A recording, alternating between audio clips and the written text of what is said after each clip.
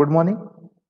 In the last lecture, we had spent some time in which I showed you how to actually plot the alignment and alternative, or how to come up with different alternatives for alignment. In that case, I had shown you a typical example that you had to come up with a bypass for a town which was on the proposed highway.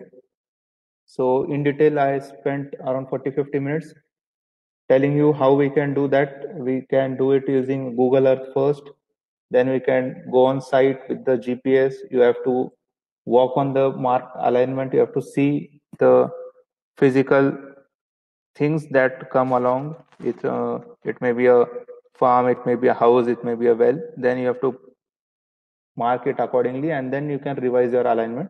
And likewise, you can come out with many alternatives. Now that exercise was showed to you just because we are going to discuss these topics today, that we will be discussing what surveys we need to do for coming up with a highway construction project. So in that we have 4 type of surveys or studies, you can say, and within that study you can have a different kind of survey. So that's why they are named studies. So you can have economic study, financial study, traffic study, and engineering studies. So one by one we'll be seeing. Just keep in mind now the scenario that we have. We have a town called Sirmaur. We have 5 alignment alternatives for it. One is easily discarded, which is one on the right side, on the left side, but on the right side still you have 4 alignments or 4 alternatives. And now we have to actually plan a survey for coming up with the detailed design of all 4 alignments. Or in the course you will it might happen that you just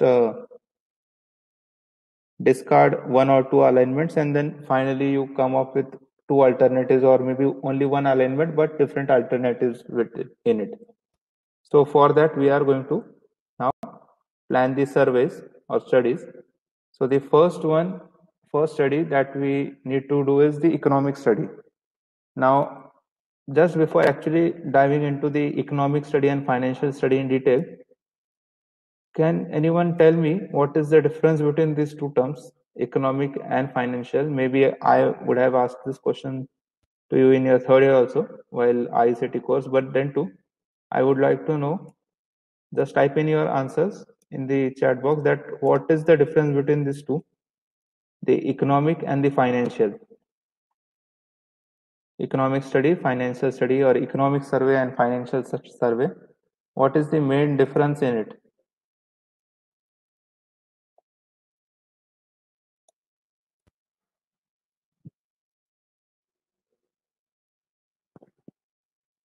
At least give some thought, write what you feel, what might come under economic and what might come under financial. Just write it in the chat box. I'll give you a couple of minutes. It's important so that I can know from which level to start explaining to you, whether you know something about it or know the difference, or you absolutely know nothing about the 2, or you feel both are the same. You have studied a course, project management and engineering economics, in the last semester. So in that, I hope you would have covered this terminology, what is economic, what is financial. Okay, so there are answers. So economic one is saying first one includes study related to achieving economy, and second one to study to get financial support. Not quite the correct one, the first statement that you have made. It's not correct that includes related to achieving economy. Again, you are including the term itself. I am asking you to explain that term, economic. So do not again put that term in the explanation. Okay, another student is saying economic means low cost, financial means as per budget. No, economic doesn't mean low cost. Then economic is related to procurement and cost, financial investment related. Financial investment related, okay, that can be agreed, but economic, it is related to procurement and cost. No. This I saying economic is related to estimating cost, financial is related to obviously financial is related to finance. What is that logic in it? Economic, it is not related to estimating cost. You estimate cost in financial analysis also. You estimate cost in economic analysis also. I want to know okay, from the answers, I see that you don't have any idea about economic or the difference between economic and financial. Never mind. I'll explain you the difference as well.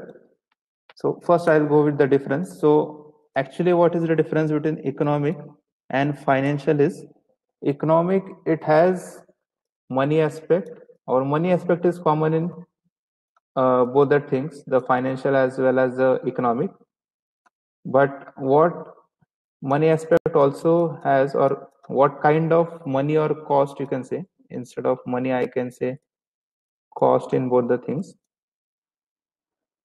So in economic analysis or economic study, this is economic, this is financial. In economic study, the cost which is involved, it is construction cost, okay, then maintenance cost. It also has some social cost and some environmental cost. So these are the main types of costs that are involved in economic studies or economic analysis. Whereas in financial study, mainly you have construction cost and maintenance cost. Financial study is more of a thing that might have studied cash flow in PMEE. So financial study is mainly more of related to the cash flow, that how much amount you will be spending, how much amount you will be earning, straightforward. It doesn't have any hidden cost or indirect cost. Whereas the economic study, it has indirect cost. Now this construction cost, maintenance cost, these are the direct ones. Direct as in you pay some money, you get the work done. So that's the thing. But these two costs, the social and the environment, these are sort of, you can say, indirect cost. That what you have to do is you have to spend some money so that whatever are the societal aspects, it may be people, it may be their houses, it may be industry which are getting affected due to your highway. So you have to give a compensation to those, or you have to any cost which is or any payment which is made toward the societal aspect. And second is the environment aspect. That is, suppose you have to relocate some trees. There are suppose 100 or 200 trees on your alignment, but you cannot cut it, or if you cut it, you have to plant it somewhere else in some more quantity, or if you have the option of relocating it, you have to relocate, but as well you have to plant it. So some that kind of cost, or cost related to environmental clearance, or some, suppose due to your highway construction, there is going to be a lot of dust or air pollution in that area for around 6 months. So for that 6 months, to reduce that air pollution, you have to take some measures. So there will be some cost for that. So that comes under environment cost. So environment, social, and actual construction maintenance cost, that will give you the economic cost, or you can say economic analysis is done considering all these aspects. And financial analysis, it is only done for cash flow aspect. That is, this is the money I am spending, and this is the money I am getting back. So it is more of a plus and minus thing, cash flow. Okay. So I hope you have understood the difference between economic and financial. So having differentiated economic and financial, let's move to the studies. Now what I have done is I have just highlighted the main points, that what should come in an economic study or what should come in a financial study. Now again, these two terms, economic and financial study, you will not find in your textbooks or standard reference books as well. Now whatever points I have included in this economic study and financial study, those were the actual study which were made for the alignment that we were discussing, the project that we were discussing of Satna Shankargarh Road, the 132 kilometer road stretch. So for that road, whatever were the financial studies and economics studies done, so from those reports, I have just taken the main points. Okay, the reports are each of the report of financial study and economic studies. It's of over 10 to 12 pages chapter, but I have tried to concise or compile that in 1 or 2 slides. So in economic study, as I told you, the first parameter that we need is construction material. Now, mind well, we are not actually doing the analysis. Here I have written just study. So study as in, for doing the analysis, you require some data. And that data, either you will collect it from some survey, or you will go or approach some entity and then you will collect that data. For example, this construction material. Now, once you know that this is my highway, this is the 132-kilometer stretch. It is starting from Satna in MP and ending at MP-UP border in Shankargarh. So you will look out for what are the construction materials available in that area. So that's the first thing, that you will see the available options. Now from those available options, you will actually sort the ones which you are actually using. Suppose there are, as I told you, Satna, the starting point of this project, it is very much famous for its cement production. You have a lot of cement industry.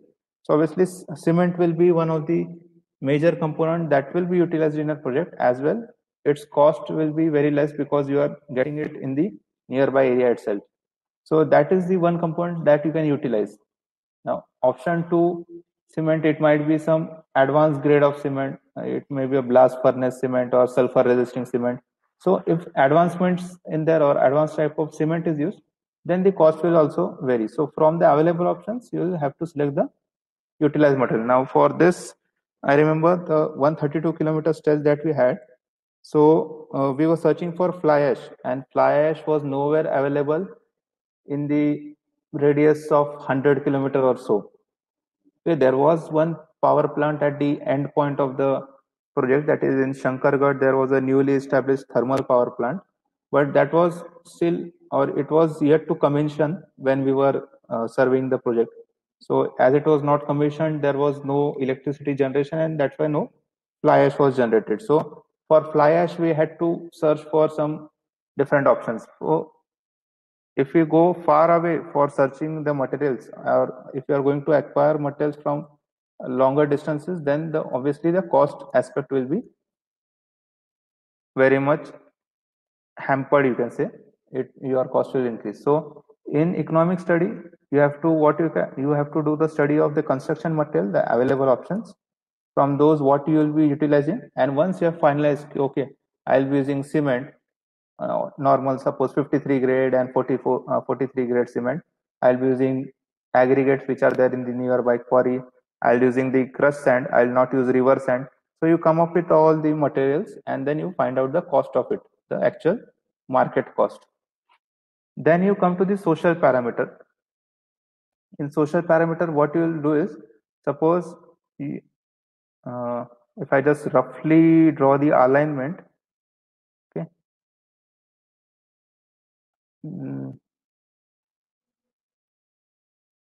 This is somewhat the rough alignment. I have tried to show the actual or keep in mind the actual one, that this was the starting point Satna. Then you had two towns here. So there was a bypass. Then you had a ghat section. And then your project ended somewhere here in Shankargarh. So suppose this is your alignment. So for this studying the social parameters, what you need to study is the impact zone. So around this alignment, what we do is we create a zone as in, there are some standards that from your alignment, suppose 50 kilometer on both the sides. So 50 kilometers on both the side of your alignment, whatever are the markings. So in that way, you will be creating a zone. And then now this 50 kilometer is just a value that I have considered. It's not the actual value. The actual value varies from the project to project and the rules in that area. Okay, so it was in MP, so we had to follow the rules of MP government and the central government as well. So this value will vary. Just for now, assume that it is 50 kilometers. So you then mark a zone. This will be the zone which will consider that is affected by this economic by your highway construction. Now you will say 50 kilometers is too long. Okay, we'll cut down to suppose 10 kilometers. Now some of you might also feel it 10 is quite a greater length if you consider that 10 kilometer on both sides. So how it will be affected is, in the sense, during construction there will be air pollution, noise pollution, water pollution, soil pollution. So that pollution will have its effect up to this zone. So that is the meaning of that impact zone that we are demarcating. And once we demarcate this impact zone, then we find out that what is the impact on the structures. Structures as in, is there any direct impact that there are some structures which need to be cleared off? That is, some buildings are coming in between your alignment, or you are taking your alignment through that building. So obviously you need to demolish it. So there is a direct impact. Or partially you have to, you can say, demolish the building. So that is a less impact, but obviously there is an impact. And there are also structures on which impact is there, though they are not demolished. For example, suppose there is a shopping mall, or suppose there is a school. So that school will be affected if your highway is going very close to it. Affected in the sense, whatever are the students. Suppose they come and go to the school by foot or by cycles. So if your highway is going through it or intersecting their daily route, so that structure will be affected in that sense. So that is the meaning of impact on structures. Now there are lot more of impacts. These are only 2 or 3 that I have told you, but it is again site specific. For every site, these impacts, types of impact are different. Then you have a next social cost, the most important, that is the land acquisition. Whatever land other than the government land, if you need some private land to be acquired, so that you need to find out that how much area of the land in hectares or acres, and then you have to come up with the cost of the compensation. Okay, so that data you require. Now I'm not saying that directly we start with land acquisition in economic study.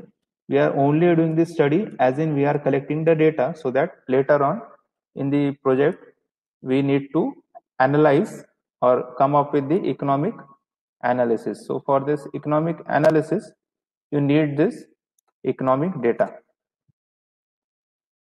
Then you need the social profile of PAP. Now this PAP is a term in highway projects. It is project affected people. Now as I told you, there is going to be some impact on the structures. Either you demolish it, you partially demolish it, or your highway is affecting that structure. So obviously that structure is not a structure which is standing there by itself. There are people living in it or the people using it. So those people become the project affected people, and PAP they are short formed as. So you need to find out the social profile of these PAP. Social profile as in how many number of people, what is the gender, what is the family type, what is the occupation, their income. These all will be important, or mainly these two will be important from the point of view of this cost of land or the rehabilitation measures. We called it resettlement and rehabilitation, R&R plan we have. So this R&R plan and compensation, it will greatly depend if you know what is the social profile of your people. Without knowing this, you can't just give some lump sum amount as a compensation. You have to do a detailed study for it. So these are the social parameters. Then the environment parameters that are considered. So in detail, you have to study the environment on the alignment and around the alignment as well. So for this environment study, this buffer zone is more. For social, it can be a little bit less, but for environment, it is greater than your social buffer zone or social affected area from the societal point of view. So in that you have a study area, then you have to study the topography, geology, the climate, the rainfall, the soil, the natural drainage, the water resources as in the lakes, ponds or rivers, the flora and fauna in that region. Are there any protected areas, as in is there a sanctuary or a national park or a wildlife reserve, and the built up area. So all this comes in this description of environment point. The second is you have to identify the critical environmental issue in that area. Now in this area, there were some issues as in Sirmaur, as I told you, there was a forest area on this side. Okay. Now in this Ghat section, this Ghat was completely in forest area. Okay. So these were the issues, not issues, I'll say. These were the predominant points which you need to address in your environment related analysis. Okay. So that are the critical issues. Then you need different kind of environmental clearance. So you need to make a list of it beforehand, that what, from how many departments you have to take clearances. It's not just there is one department for environment. There are a lot more of departments. I'll show you the list in few minutes. And then there is something called EIA and EMP. EIA is nothing but environmental impact assessment, that how much impact is there of your highway on the environment surrounding it. And if there is an impact, you have to assess it, and then you have to come up with a remedial plan or management plan, that is EMP. So in that, whatever is the impact, you are trying to suppress that impact, or you are trying to counteract it, or you are trying to give it some solutions. So that comes under EMP. So just quickly, I'll show you the list.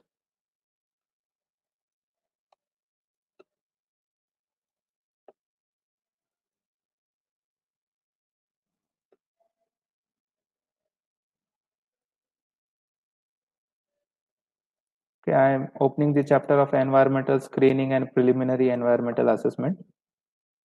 So I'll not show you the whole report. I'll just come to the point where I want to show you how many types of, or how many agencies clearances you require in this project.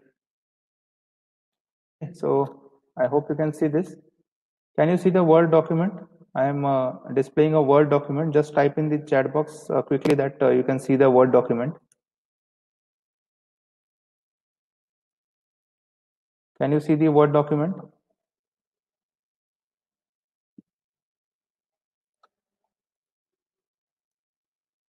Yeah, visible. Okay.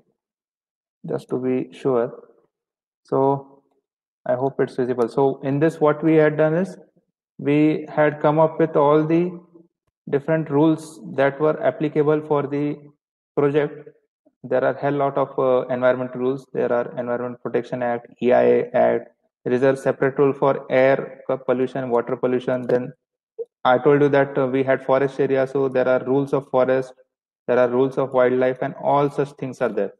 So there are 21 rules that we need to follow for this project, or we needed to follow for this project. And let me just see whether we have the agencies through which we need to take the clearance.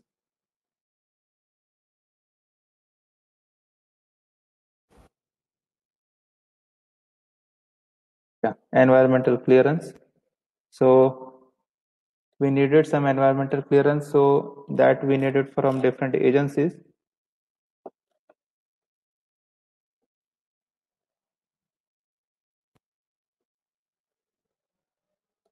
Okay, so for this Satna Shankargarh road that we are discussing, so environmental clearance will be required. So this is the preliminary report, so in which the environmental study was done under economic study, and then they came up with whether the clearance will be needed or not, and if yes, then what you have to do. So you have to, they suggested an EI and EMP, and then the clearance was to be taken from this MOEF, Ministry of Environment and Forest.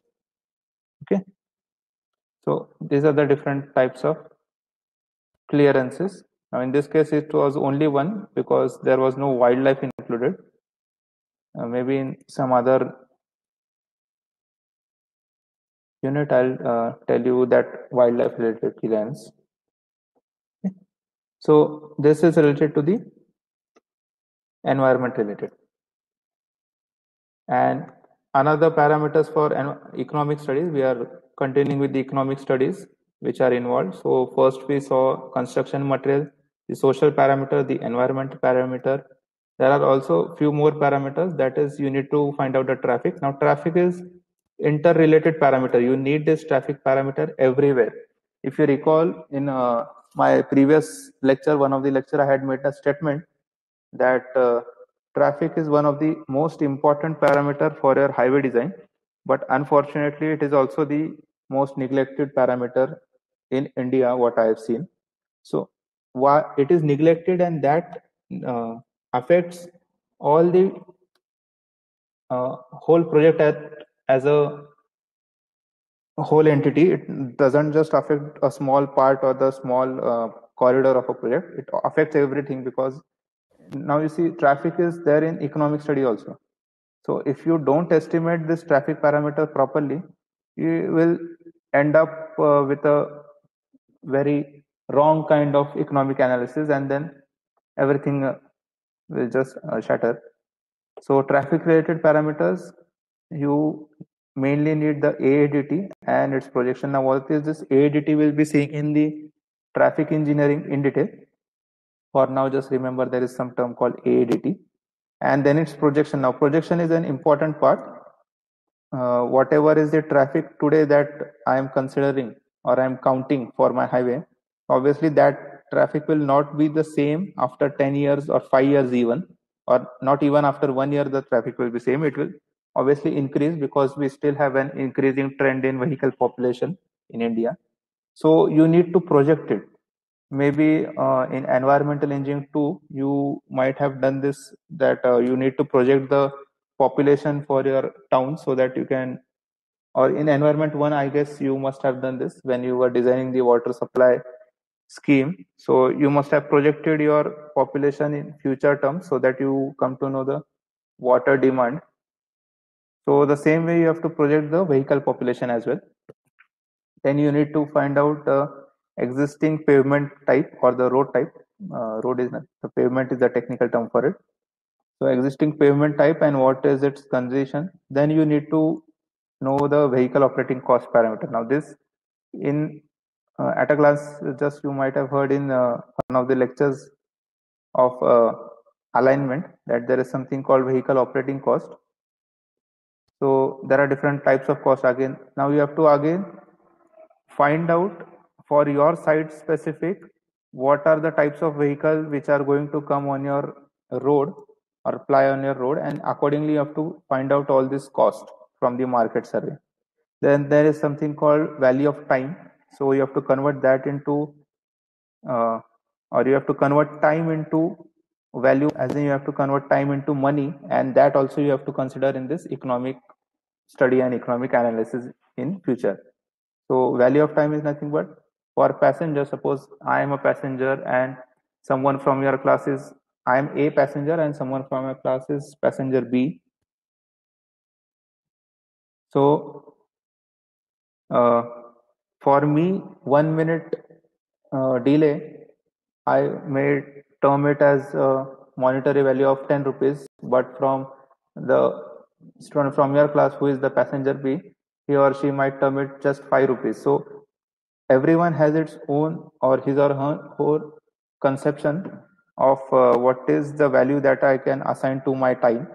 So likewise, you have to find out that value of time for all the passengers who are going to use your road, and also the goods. Goods as in, suppose there is a delivery of a milk container. So that milk container, now milk, you know, it's a perishable product.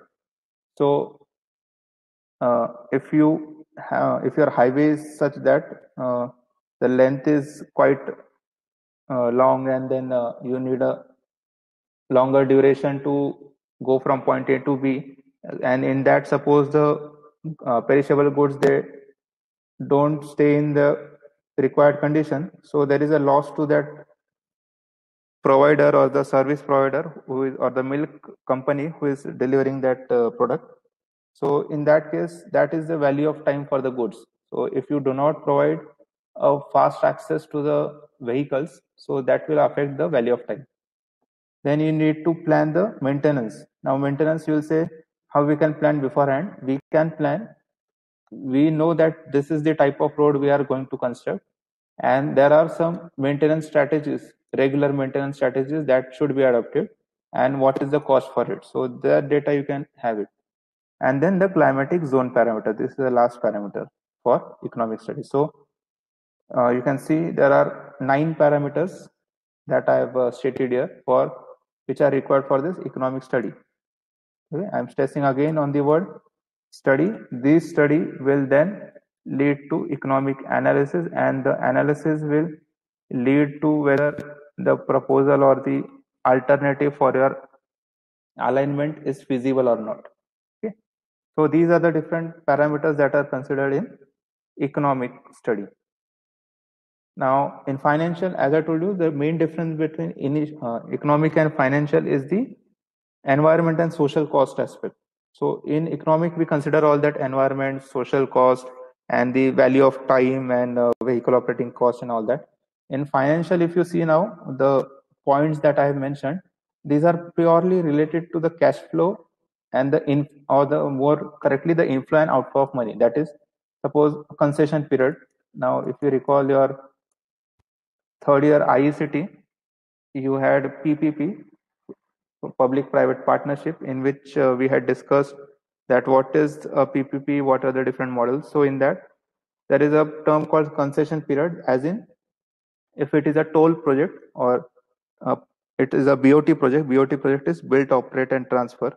So a private company is going to build it, operate it, operate. During operation, it will collect the toll, and once they have incurred all the amount that they have invested along with some benefits or profits, then they will transfer the facility. So for how long or how much duration the toll will be collected, or for how much duration the highway will be operated by the contractor, that is nothing but the construction period.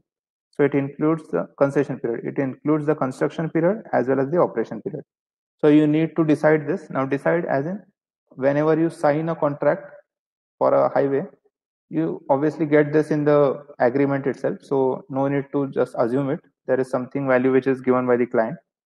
You have to consider the inflation rate, you have to consider the loan repayment period. That is obviously whatever is the money invested by the private contractor. Here that investor private company is not investing all of its money from its pocket. It is taking loan from some private agency, from some public agency, or some banks. So they need to repay that also. So how that repayment will be, that is also important, because this repayment period will decide for how much duration that operation needs to be and how much is the toll. Okay, so that is very important. Then the debt equity ratio, the depreciation, the taxation, financing cost, the toll rate, the subsidy, if any, from the government. So if you see all these terms, these are pure financial terms only related to the cash flow. Okay, cash flow as in concession period will decide how much cash will be, how much will be the inflow. Inflation rate will decide how much extra money you will be requiring, so that will be going the outflow. Loan repayment period, it will be outflow. Debt equity ratio, it will be both inflow and outflow, it will be deciding. Depreciation, it will be the inflow, that if you are scrapping something, so what is the depreciation. Taxation, it will be outflow. Financing cost, outflow. Toll rate, inflow. Subsidy, inflow. Okay, so you can term everything in terms of inflow and outflow of cash. Okay, so that is the main difference between financial and the economic studies. Now hope it's very clear to you. Now henceforward, just remember, whenever somebody comes up with this question, or if you see such terms known as economic analysis and financial analysis, both are different, and both are different in this aspect. Okay, then you have traffic studies. Now traffic studies, what I have done is I will be just showing you some names of the surveys which are need to be done for finding out some parameters related to traffic, and what is the contribution. As in, I'll be showing the type of survey.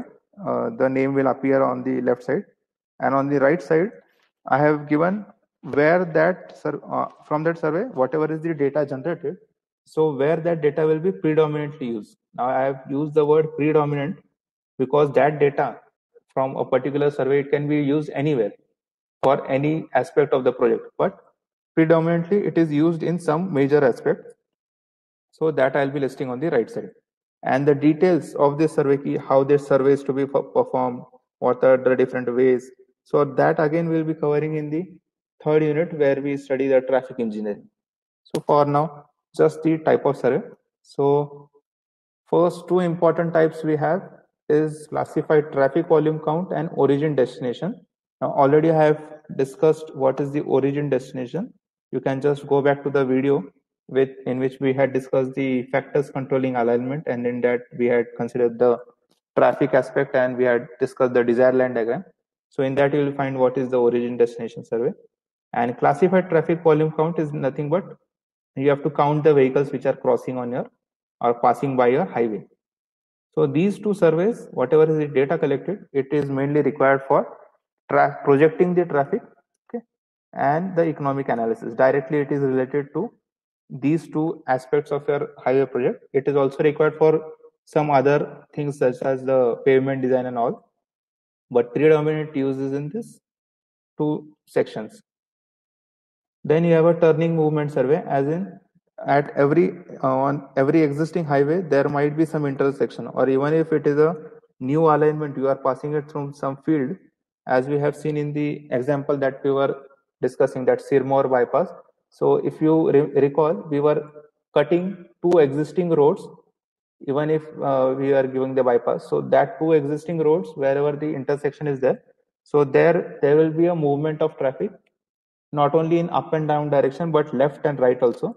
So you have to find out that how much will be the movement, and this will be used for designing the intersection. Whatever the intersection needs to be designed, it might be a 4-leg, it might be a 3-leg, it might be grade separated, whether the flyover is to be given or not. So that will be decided based on the data that you collect from this turning movement survey. Then you have pedestrian survey, animal crossing survey, that how many pedestrians cross your highway, how many animals cross your highway. Now this is important when your highway is passing through extremely rural areas where the livestock that is there with the people, so they take them for grazing and all that purposes. So there your animals cross this highway also. So the inputs of this or data for this is used for, and also the data from turning movement, it is used for safety issues. That is what safety measures need to be done.